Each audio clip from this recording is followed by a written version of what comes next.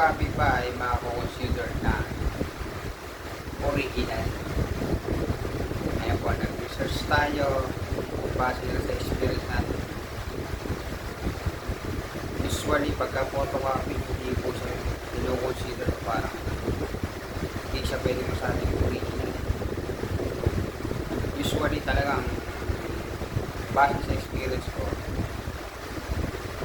ang talagang masasabi natin original yung certified true copy or yung may, for example, kukuha tayo ng PRC or board reading, di ba nagpapa-authenticate tayo sa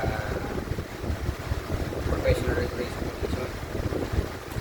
sa PRC, di ba nagpapa-authenticate tayo, di ba nilalagyan ng stamp tsaka seal. Parang ganun din sa mga documents, lalo sa PNP. For example, magkuha tayo ng isang laboratory report. For example, galing sa forensic.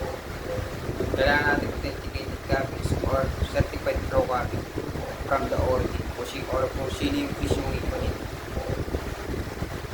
Kaya para sa akin, yung photocopy ay hindi natin masasabi original. Masasabi lang natin ang isang photocopy ay original once na siya ay authenticate or certified true copy from the origin or issuing authority. Sir, paano naman yung photocopy na authenticated tapos sinerox or pinotocopy? Masasabi ko natin na authenticated. Hindi po.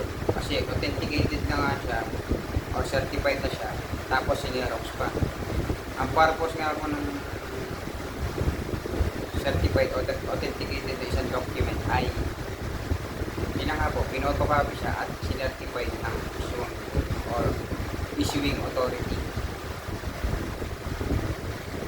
Yung kung sinasabi natin na photocopy, ang term po natin yan ay usually ay replicate para magkaroon tayo ng copy. For example, mangingi sa atin ng copy yung Xerox or photocopy ng resibo, yeah, pwede i-Xerox, lalo na kung di naman siya ganun valuable. Kaya siya nangingi ng copy ay para may copy lang siya or reference niya lang.